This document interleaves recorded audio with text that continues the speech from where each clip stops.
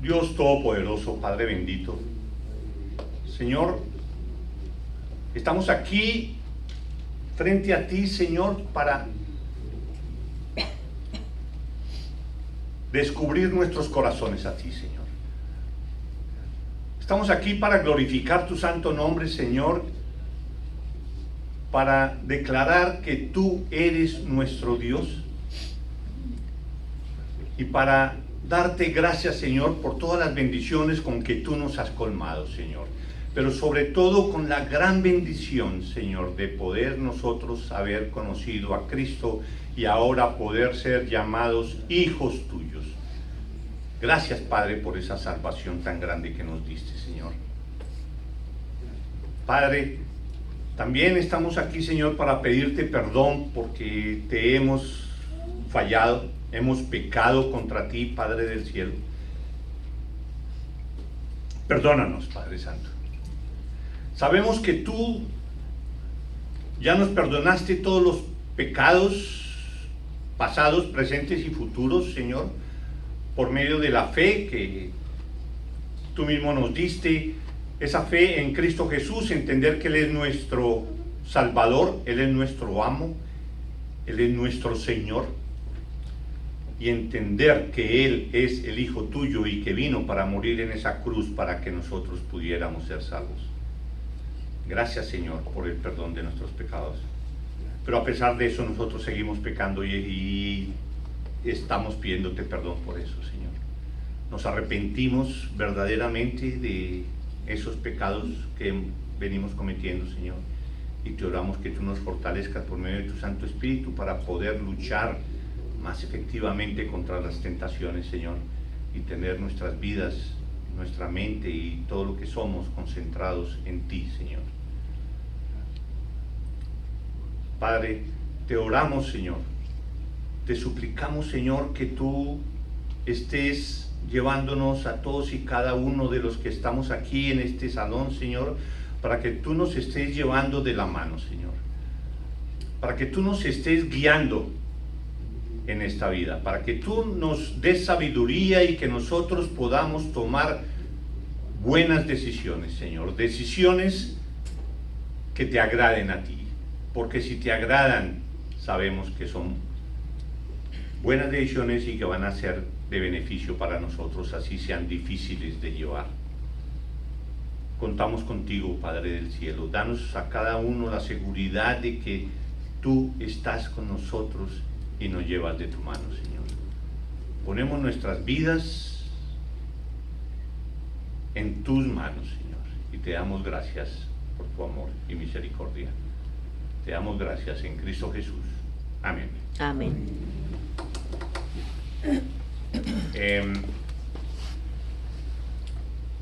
La predicación de hoy es la sepultura de Jesús. La mayoría de nosotros sabemos que venimos estudiando el Evangelio de Juan y ya estamos en el capítulo 19, que ya estamos al término casi de este Evangelio. Y ya estuvimos viendo todo lo que Juan relata acerca de toda la última semana de la pasión, como se le llama, de pasión de Cristo, la entrada triunfal en Jerusalén y después todos los acontecimientos que sucedieron esta semana, y lo último que vimos fue la crucifixión de Jesús, la muerte de Cristo Jesús en la cruz. Y vimos cómo esa muerte de Cristo Jesús no fue porque alguien lo engañó y a la fuerza lo agarraron y lo mataron. No, Él murió porque se ofreció para morir. Y se ofreció para morir crucificado y sufrir todo lo que le hicieron los romanos. Él se ofreció para que tú y yo pudiéramos ser salvos. Él lo hizo por ti y por mí. Y Él lo hizo porque era la única forma en que nosotros pudiéramos tener salvación. Nosotros por nuestros propios méritos, por nuestras propias fuerzas, es imposible que nosotros podamos mostrarle a Dios que hemos cumplido la ley a la perfección desde que nacimos, hasta el día de hoy. Eso es imposible para cualquier ser humano. Y por no haber cumplido la ley, como Él nos dijo, pues nosotros, y también porque nacemos ya pecadores por el pecado de Adán y Eva, nosotros estamos condenados al infierno eternamente. Pero Él pagó en la cruz por todos nuestros pecados. Nosotros fuimos en última los causantes de que Él muriera en la cruz, porque nuestros pecados son los que motivaron que Él se ofreciera para morir en esa cruz y pagar la pena que cada uno de nosotros tenía que pagar por nuestros pecados. El Cristo Jesús, el Hijo de Dios, el Mesías, murió en la cruz. Lo crucificaron y Él entregó su vida. No se la quitaron, Él entregó su vida. Por eso el último versículo que estuvimos leyendo fue el versículo 30 del capítulo 19 de Juan, el cual dice: cuando Jesús hubo tomado vinagre, dijo, recuerda, porque él dijo que tenía sed y alguien untó vinagre en una esponja y se la dio, y él no la tomó ni nada, pero dijo: consumado es. Y habiendo inclinado la cabeza, entregó el Espíritu. Entregó voluntariamente. Uno entrega cosas por la voluntad de uno. Entregó su Espíritu. Él murió por ti. Después de haber dicho: consumado es. He cumplido a lo que vine aquí a la tierra. He cumplido el plan de Dios. He venido a obedecer el plan tuyo, Padre Celestial. Ya está terminado, ya cumplí con lo que tenía que hacer, y por eso ahora te entrego el Espíritu. Y murió Cristo Jesús. Entonces lo que vamos a leer, que es el pasaje que vamos a analizar ahora, es del 31 al 42. Lo vamos a leer rápidamente.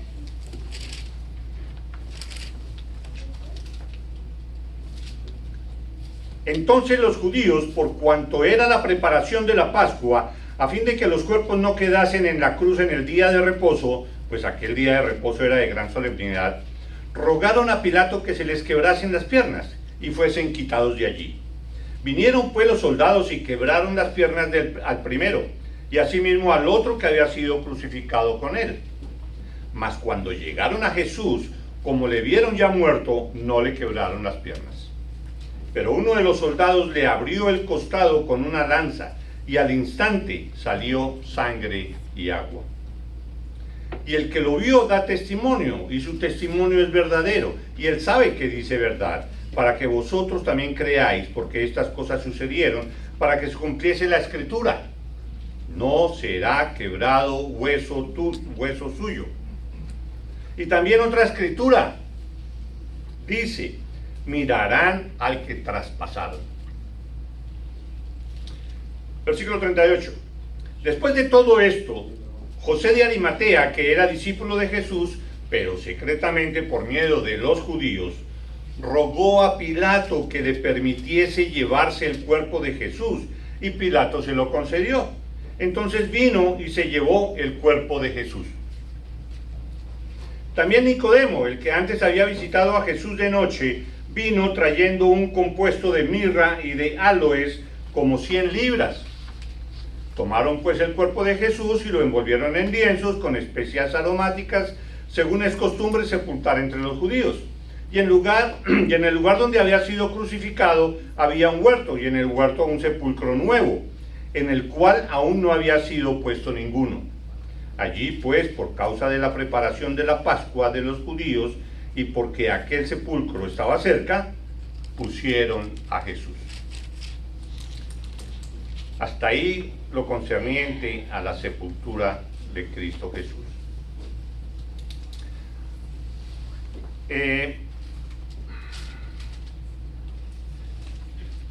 ¿Por qué para un cristiano es necesario conocer todo esto? Para conocer la historia, los detalles de que Jesucristo, entonces, sí, ese es el sitio donde lo sepultaron, y sí, por aquí fue que caminó, y uno como cristiano debe saber la historia de Cristo Jesús. Sí, pero no solo eso, eso es importante, pero no es lo más importante es conocer a Cristo Jesús, conocer las circunstancias por las cuales Él pasó y cómo Él las afrontó, conocer todas esas circunstancias por las cuales Jesús tuvo que transitar y entender que todo ha sido planeado por Dios y que Dios en su soberanía ha planificado exactamente las cosas que deben pasar. Por eso se dice, ¿quién mató a Cristo Jesús? Los judíos, los romanos, yo por ser pecador, tú, en cierta forma sí, y los judíos participaron en la muerte, y los romanos también. Pero en últimas, el autor intelectual, el que planificó todo para que Jesús tuviera que morir, fue Dios, Dios mismo. Y Jesús murió en la cruz para calmar la ira de Dios, la ira de Él por tu pecado y por mi pecado. Solo alguien perfecto, alguien santo, alguien sin mancha, podía morir en nombre de cada uno de nosotros para que fuéramos nosotros justificados y que ya Dios no aplicara la pena a nosotros, porque la aplicó en Cristo Jesús. Entonces, por eso es necesario conocer todo esto alrededor de Cristo Jesús, porque es el hecho más importante que puede existir para la humanidad. No hay ningún hecho histórico que tenga mayor trascendencia que este. Ningún conflicto, ninguna guerra, ni nada que haya tenido tanto significado en cuanto se refiere al desarrollo del mundo como la muerte y crucifixión de Cristo Jesús y todo lo que encierra la vida de Cristo Jesús. Por eso es importante, porque de eso depende el conocer eso. Incluso hay un versículo que dice que, y esta es la vida eterna, dice Jesús, que te conozcan a ti, a Dios, y a tu Hijo, a quien has enviado. Eso es lo que Jesús nos dice. Queremos vida eterna aquí en la tierra, aquí actualmente donde estamos, no solo cuando muramos y que vamos a estar allá en el cielo disfrutando, pero queremos vida eterna acá. Ah, ok, entonces debes conocer a Cristo. Y conocer es no solo saber todas estas circunstancias específicas que pasó Él, sino conocerlo a Él personalmente, íntimamente, tenerlo a Él dentro de tu corazón. No es solo saber de Él, es estar en Él y que Cristo esté en ti. Ese es el conocimiento, y cuando eso sucede es como si tuviéramos vida eterna, que estamos disfrutando del amor y de la tranquilidad que solo Él puede dar, a pesar de que estemos pasando por las circunstancias más difíciles de la vida. Él nos da paz y tranquilidad si confiamos en Él. Entonces el pasaje de hoy narra el tiempo transcurrido entre la muerte de Jesús y su resurrección. Vemos en el pasaje de hoy dos temas diferentes, pero muy complementarios. Hay dos secciones allí. Una primera sección que es la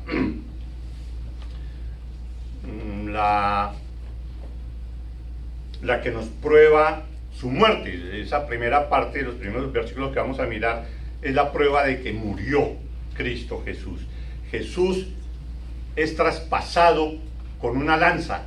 Ya después de cómo estaba Él y de su sufrimiento, y después de que le atravesaron la lanza, acá en esta parte de lo que salió sangre y agua, muestra completamente de que Jesús murió. Entonces, para que no se permitan historias como las que salen a veces de que Él estaba durmiendo y que por eso fue que se dice que resucitó. Lo que pasa es que no estaba muerto. Pero si alguien no está muerto después de que le clavan una lanza aquí, que le atraviesa y sale sangre y agua, después de los sufrimientos que ha tenido, pues eso es difícil de creer. Entonces la primera parte es eso, la prueba de su muerte, de que él murió, exactamente. La segunda parte es la sepultura, cómo fue enterrado y dónde Cristo Jesús y cómo fueron esas circunstancias. En medio de todo eso, entonces lo que vamos a poner nuestra atención es cómo Dios manejaba todas las cosas, todos los hilos. En todo el pasaje se observa claramente eso, cómo Dios está gobernando y determinando hasta los más mínimos detalles de todo lo que pasó. Pero adicionalmente a esto, toda esta narración de la crucifixión, muerte, sepultura, resurrección y ascensión de Jesús que vamos a ver, comprobada por los testimonios de los testigos que no dejan lugar a dudas de que todo esto ocurrió así, tiene un aspecto sobresaliente que es que todo eso demuestra el cumplimiento de la palabra de Dios. La palabra de Dios nos narra todos los hechos, pero al mismo tiempo, al narrarnos todos los hechos, se está demostrando que la palabra de Dios es verdad, que la palabra de Dios es en realidad la palabra de Dios, lo que Dios quiso que estuviera ahí escrito, porque todos esos hechos que vamos a mirar y que normalmente se ven en los evangelios y demás, todo lo que los evangelios narra y demás, son cumplimiento de lo que ya Dios había dicho anteriormente por medio de los profetas y que está en el Antiguo Testamento.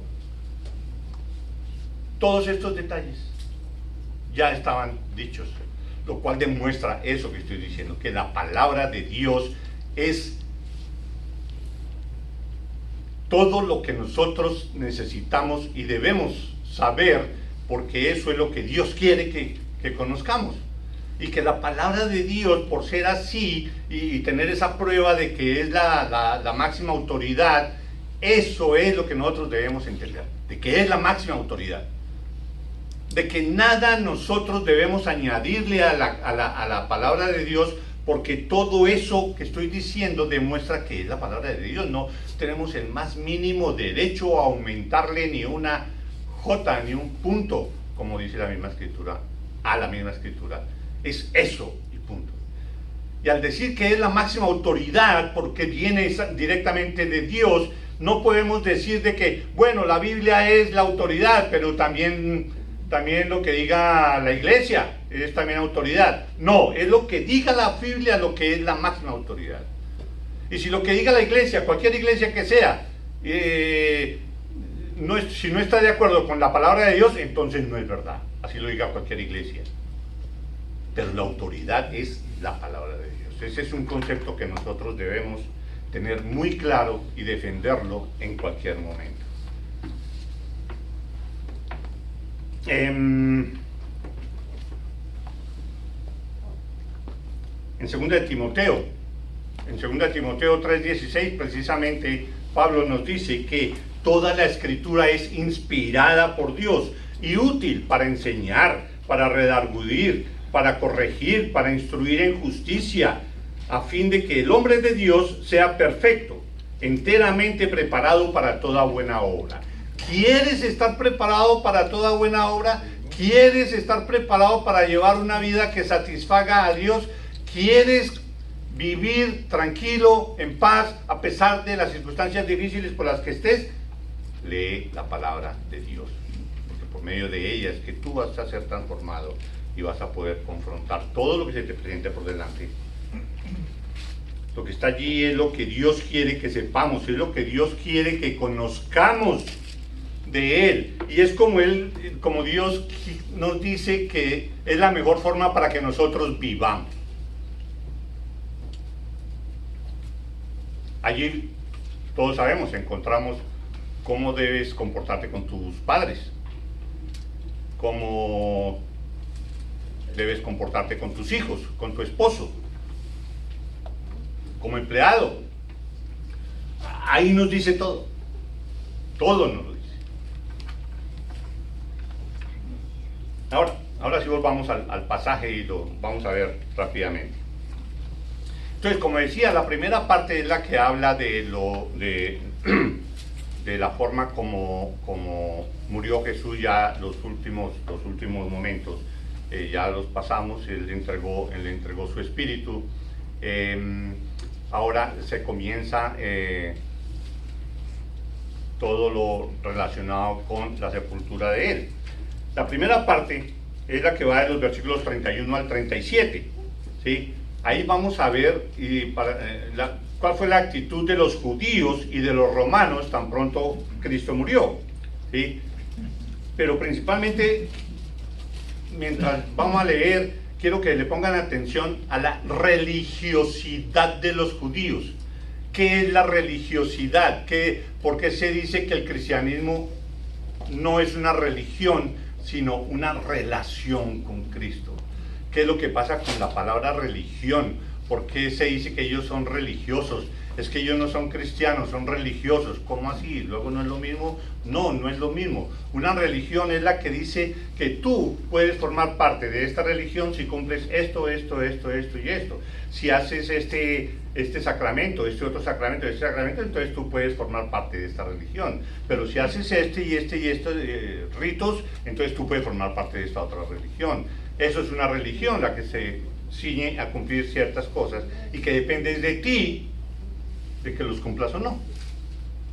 Mientras que el cristianismo no es una religión, sino que es una relación, es una entrega completa tuya a Cristo Jesús, y es Cristo viviendo en ti, es el Espíritu Santo en ti quien te da sabiduría, quien te guía, quien te lleva de la mano para vivir santamente o hacia la santidad. No podemos ser santos completamente, pero sí es nuestra ruta, ese es nuestro rumbo. Esa es la diferencia entre ser religión y ser una relación. Entonces leamos. Entonces los judíos, por cuanto era la preparación de la Pascua, a fin de que los cuerpos no quedasen en la cruz en el día de reposo, pues aquel día de reposo era de gran solemnidad, rogaron a Pilato que se les quebrasen las piernas y fuesen quitados de allí. ¿Por qué dice Juan todas estas cosas? Normalmente cuando crucificaban a las personas, las dejaban en la cruz hasta que murieran, y esa forma de muerte era una forma de muerte bastante lenta. Podía demorar 1 o 2 días, 3 días, y que ya la persona porque ustedes saben que estando crucificado tiene que hacer fuerza con sus pies para poder respirar, y cuando se cansa entonces se descarga y entonces se empieza a asfixiar y vuelve a hacer fuerza hasta cuando ya no le dan más fuerzas y no puede hacer más nada, y entonces se pone de asfixia. Pero eso es un proceso lento y puede demorar. Esa práctica la perfeccionaron mucho los romanos para matar allí a los que se sublevaban y demás. Incluso era tan cruel esa forma de muerte que a ningún romano crucificaban a todos los demás, pero no a ningún romano. Entonces,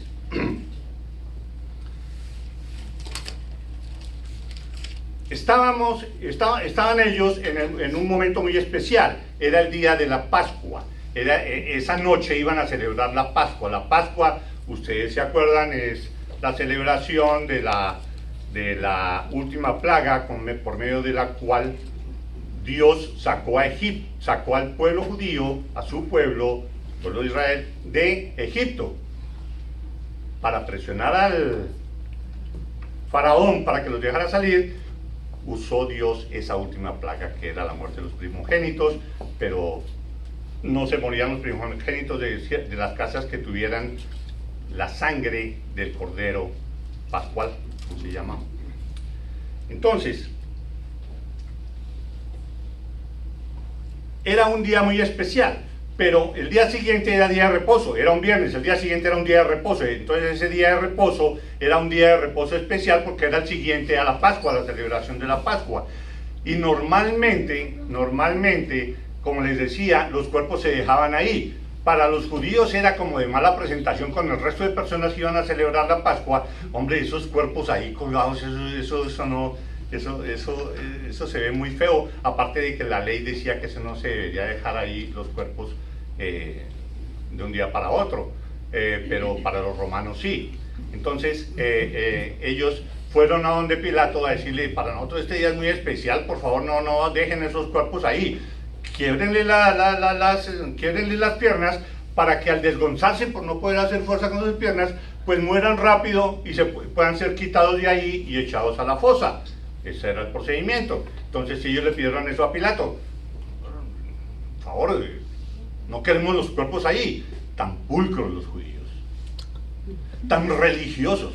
Porque aquí dice, en Deuteronomio 21:22, dice, si alguno hubiere cometido algún crimen digno de muerte y lo hiciereis morir y lo colgareis en un madero, no dejaréis que su cuerpo pase la noche sobre el madero. Sin falta lo enterrarás el mismo día, porque maldito por Dios es el colgado. Y no contaminarás la tierra que Jehová tu Dios te da por heredad. Ellos muy pulcros querían cumplir con esa ley, además de que no era buen espectáculo para celebrar la Pascua. Muy religiosos, cumpliendo con todas las cosas de la ley, pero estaban matando, habían asesinado al Rey de Reyes, al Señor de Señores, al Creador del universo. Pero ellos querían ser religiosos, y eso es lo que pasa con la religiosidad cuando se mete uno en alguna religión. Esa religión envuelve tanto la conciencia de las personas que se olvidan incluso de la parte humana y de lo que se está haciendo. Lo que importa es el rito, pero ni siquiera el significado. Aquí, por cumplir una ley, estaban matando y asesinaron al Rey de la creación. Entonces, eso fue lo que ellos fueron a pedirle a Pilato, de que los mataran y que los echaran a la fosa.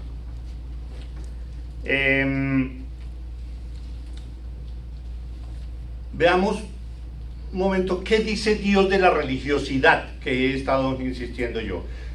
¿Cómo ve Dios la religiosidad? ¿Cómo ve Dios de que uno forme parte de un grupo de esos que son bien religiosos?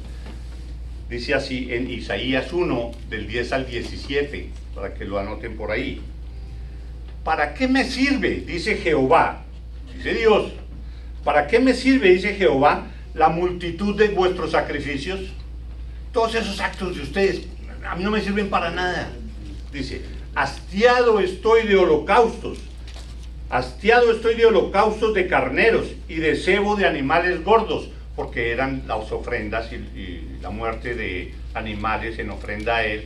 Entonces Jehová está diciendo, estoy cansado de eso. Hastiado estoy de holocaustos de carneros y de cebo de animales gordos. No quiero sangre de bueyes, ni de ovejas, ni de machos cabríos. No quiero nada de eso. ¿Quién demanda esto de vuestras manos cuando venís a presentaros delante de mí para hollar mis atrios?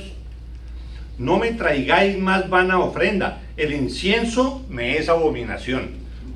Luna nueva y días de reposo, convocar asambleas, no lo puedo sufrir. Son iniquidad vuestras fiestas solemnes. Entonces, esas fiestas que se hacen para glorificar a Dios, ya estoy harto de eso, yo no quiero eso, nada, dice Dios. Vuestras lunas nuevas y vuestras fiestas solemnes las tiene aborrecidas mi alma, me son gravosas, cansado estoy de soportarlas. Y a veces ustedes ven algunas iglesias que hacen cantidad de espectáculos y cosas porque vamos a glorificar a Dios. Parece escuchar a Dios diciendo, entonces, eso me tiene ya hastiado. Eso no es, yo no quiero nada de eso. Cuando extendáis vuestras manos en todas esas algarabías, cuando extendáis vuestras manos, yo esconderé de vosotros mis ojos. Asimismo, cuando multipliquéis la oración, yo no oiré. Llenas están de sangre vuestras manos. Lavaos y limpiaos. Quitad la iniquidad. Entonces, por dentro estáis pecando continuamente. Aparentemente están alabando y demás, pero sus corazones están pecando, corazones pecaminosos. Entonces, ¿qué dice Dios? Más bien lavaos y limpiaos, quitad la iniquidad de vuestras obras de delante de mis ojos, dejad de hacer lo malo, aprended a hacer el bien, buscad el juicio, restituid al agraviado, haced justicia al huérfano, amparad a la viuda, pero que sea de corazón, no solo de apariencia.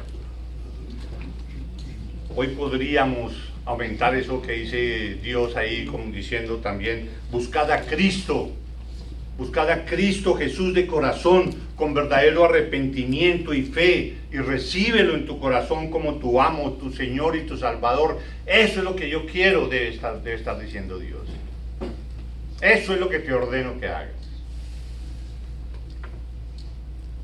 Entonces, para evitar el feo espectáculo, volvemos al caso, para evitar el feo espectáculo de tener esos cuerpos ahí colgados, entonces le rogaron a Pilato que se les quebrasen las piernas y fuesen quitados de allí.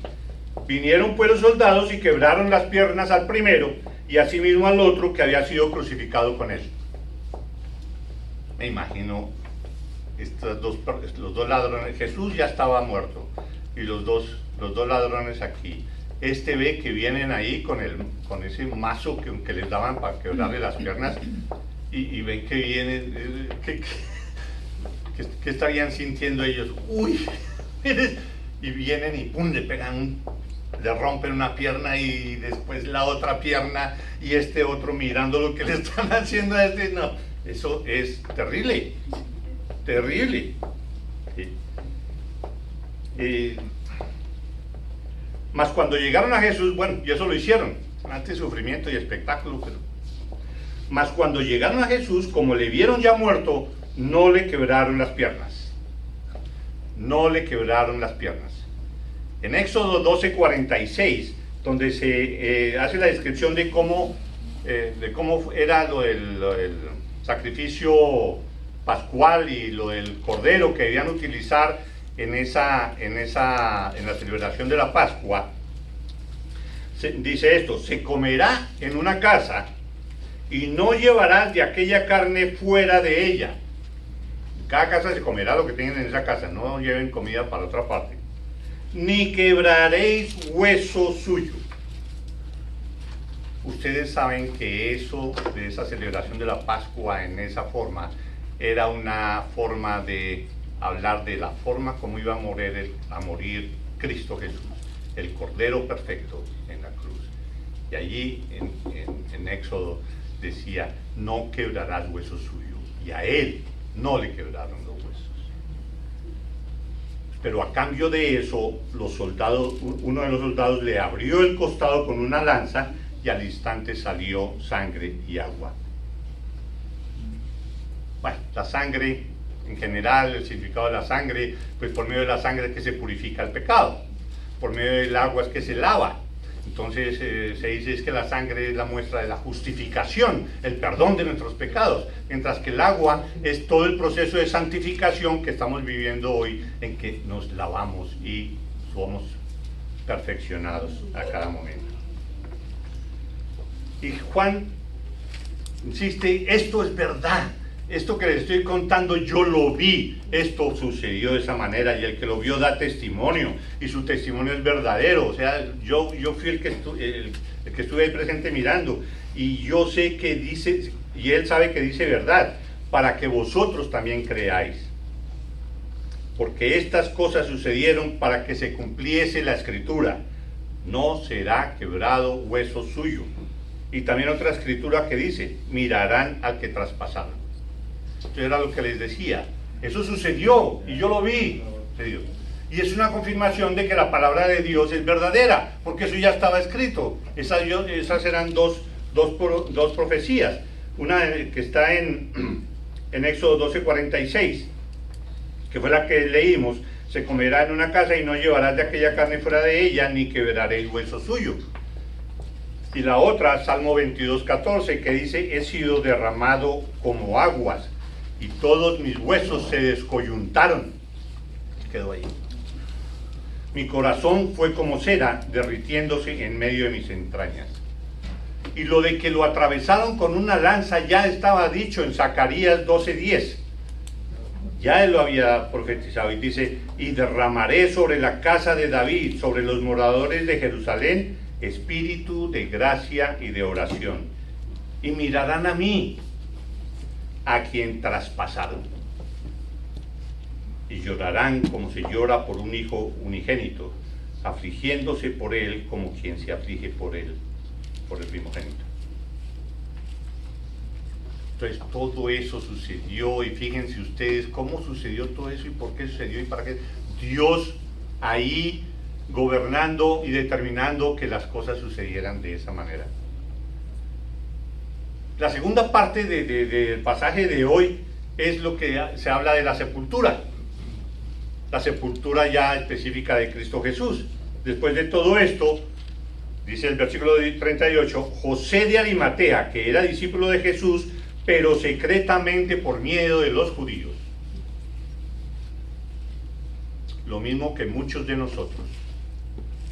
Yo soy cristiano, pero que nadie sepa. No me vaya a dejar, no me vaya a hacer quedar mal, no diga que soy cristiano. Así era José de Arimatea. José de Arimatea, dice aquí la palabra, pero secretamente por miedo de los judíos. José de Arimatea era uno de los personajes más ricos de allá de Judea. Él formaba parte del Sanedrín. Él influía mucho en las decisiones de los judíos. Pero al mismo tiempo, y esto no es bíblico, esto es de acuerdo a otras historias, a otros libros, José de Arimatea era muy importante para los romanos y por eso Pilato lo recibió y le aceptó lo que él le proponía de que le entregara, pues José de Arimatea rogó a Pilato que le permitiese llevarse el cuerpo de Jesús y Pilato se lo concedió. Entonces vino y se llevó el cuerpo de Jesús. Una forma como muy fácil. Pilato ahí al frente de semejante problema, la muerte de Cristo Jesús y todos los judíos detrás de él y el pueblo, y una situación incómoda para Pilato, y él todo intranquilo porque al fin mandó matar a alguien que él decía que era inocente. Entonces esto es una situación tan difícil para Pilato, y viene José de Arimatea a decirle, ¿por qué no me deja llevar el cuerpo? Y él con eso encima lo hubiera dicho, no me diga nada. Pero no, aceptó. Entonces esta persona tenía que ser muy importante para él, para los romanos. Y José de Arimatea era importante porque era uno de los hombres más ricos, y era rico porque era el que administraba o de pronto era dueño de una de las minas que había en Inglaterra, de donde se producía el metal con el que se producían las corazas de los soldados romanos. Entonces tenía mucha relación con el pueblo romano, con el gobierno romano, y mucha influencia. Y además José de Arimatea fue el que, por medio de él, Pablo llegó hasta Inglaterra a predicar. Eso se sabe por otros libros de historia y no exactamente por la palabra de Dios. Entonces, como él era tan importante, claro, Pilato le dijo, ok, bueno, lléveselo.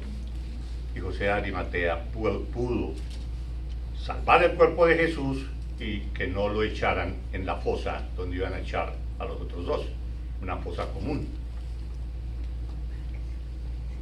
Pero también con José de Arimatea estaba Nicodemo. Nicodemo, ustedes se acuerdan, en Juan 3, del 1 al 20, que llegó Nicodemo a hablar con Jesús y él se dio cuenta de que él era el Hijo de Dios. Dime qué es lo que tengo que hacer. Yo soy fariseo, yo sé la palabra de Dios, el Antiguo Testamento, ¿qué tengo que hacer? Porque veo que todas las cosas que tú haces, nadie las puede hacer si no viene de Dios. Dime, ¿tú quién eres? ¿Yo qué tengo que hacer para hacer lo mismo, para tener lo mismo? Entonces Jesús le explica ahí acerca de la salvación. Entonces Nicodemo también era del Sanedrín, pero también era un discípulo de Jesús, tal como lo dice aquí la misma palabra, pero sin decírselo a nadie, por miedo a que las demás personas del Sanedrín los acusaran y los sacaran. A Nicodemo ya José de Arimatea. Entonces consiguieron eso. Nicodemo, cuando fue a recoger el cuerpo, llevó una cantidad suficientemente grande de mirra y de aloe para ¿cómo se llama eso? Ungir el cuerpo de Cristo Jesús, envolverlo en los lienzos, pero con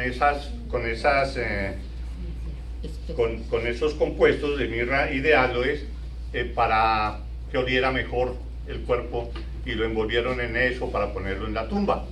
Pero llevó una cantidad como si fueran para un rey importantísimo. Normalmente no se llevaba tanta cantidad, 100 libras es mucha cantidad, y él llevó todo eso.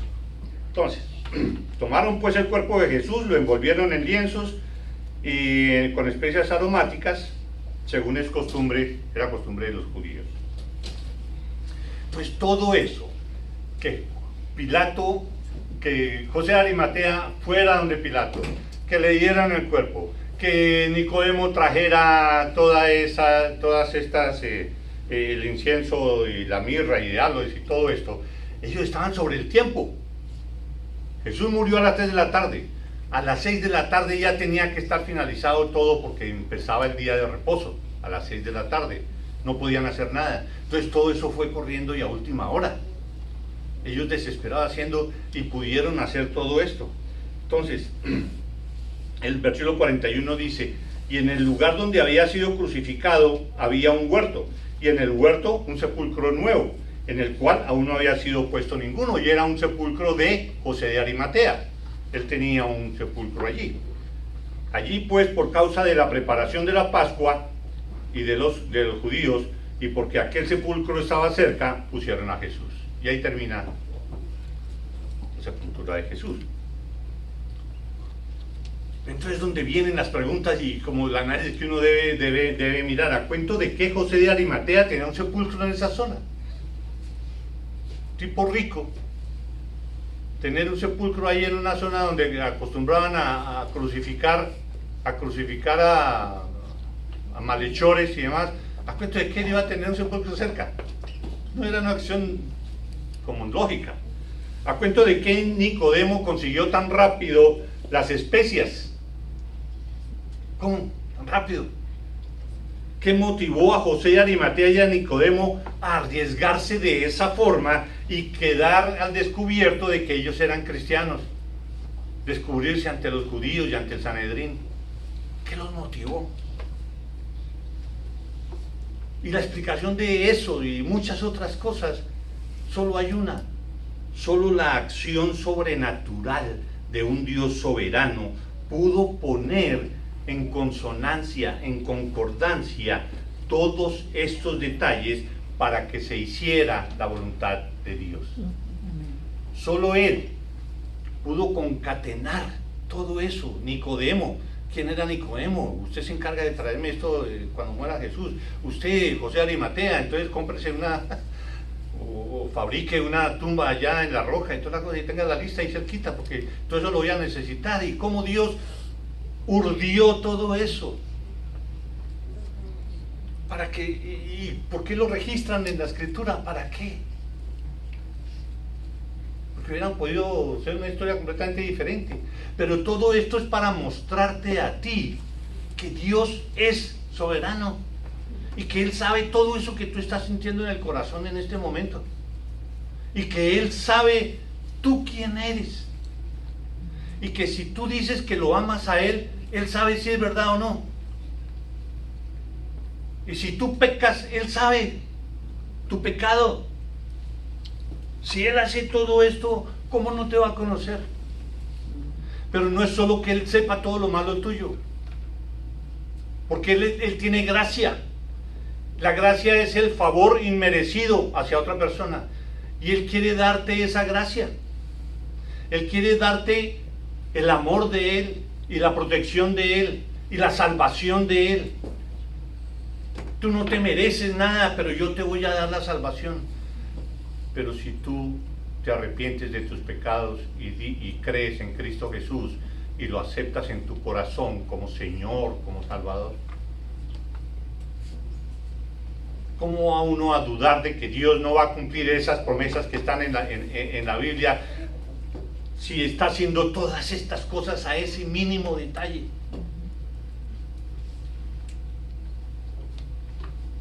Ahora, y si dices que eres cristiano, eres como José de Arimatea, de los secretos, que nadie se entere. Eso no lo quiere Cristo, eso no lo quiere Dios. Porque Dios te dice, predica el evangelio, dile a todo el mundo que tú eres cristiano. El bautismo es eso, un testimonio al mundo de que tú eres cristiano. Por eso se bautizaban, para testificarle al mundo que yo soy cristiano. No sigamos siendo religiosos, solo de boca para afuera, y no sigamos siendo cristianos de la secreta, que nadie lo sepa. Actuemos como tal.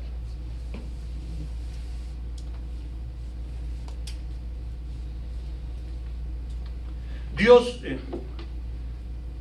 Cristo hizo todo eso.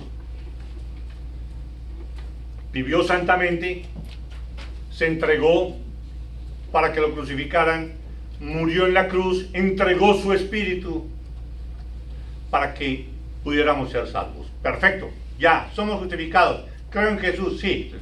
Ok, Él hizo eso, pero ¿Dios acepta ese pago por tus pecados?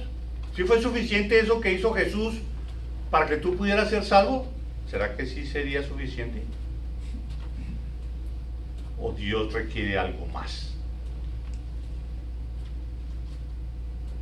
Dios contesta eso con la resurrección de Cristo Jesús, que es lo que continúa en el Evangelio de Juan, y lo que les recomiendo que lean esta semana y le extraigan la enseñanza que todo ese pasaje nos enseña de la resurrección de Cristo Jesús, qué significa y todo lo que sucede alrededor de eso.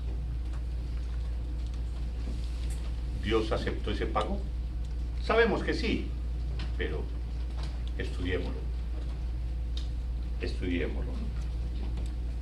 Dios va a contestar esa pregunta con la resurrección. Entonces, revísate. ¿Eres religioso o tienes en realidad una relación verdadera con Cristo Jesús? ¿Eres como los judíos o no? ¿O sí es sincero lo que estás diciendo que eres? Y publica al mundo de que tú eres cristiano. Habla de Cristo.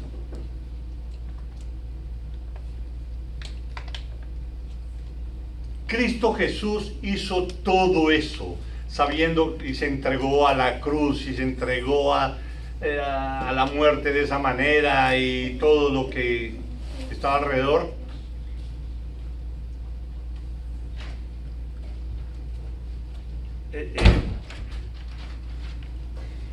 El cual por el gozo, Él hizo todo eso por el gozo puesto delante de Él. Él sufrió todo eso, como dice Hebreos 12:2, dice así: puestos los ojos en Jesús. Eso es lo que nosotros debemos hacer, puestos los ojos siempre en Jesús, puestos los ojos en Jesús, el autor y consumador de la fe, el cual por el gozo puesto delante de Él sufrió la cruz. Él se sometió a todo ese sufrimiento por el gozo que Él veía de que iba a estar sentado a la diestra de Dios Padre, por el gozo de que Él podía decirle a Dios tranquilamente: te obedecí, cumplí lo que tú me dijiste. Ese gozo de estar allá en la presencia de Dios por parte de Jesús, por eso Él se sacrificó e hizo todo, por el gozo puesto delante de Él. Y ese gozo también está ahí adelante para ti, si tú te decides a seguir a Cristo Jesús. Decide, ¿lo sigues o no lo sigues? Vamos a orar. Padre, gracias por tu palabra, Señor. Te oro, Señor, que tu palabra penetre en nuestras vidas, Señor, penetre en nuestros corazones, y que tu Santo Espíritu, Señor, nos transforme y nos dé la fe que necesitamos para ser verdaderos hijos tuyos, para ser verdaderos creyentes tuyos. Ponemos nuestras vidas en tus manos, Señor, y te oramos para que nos guíes en esta semana que comienza. Te damos gracias en Cristo Jesús. Amén. Amén. Amén.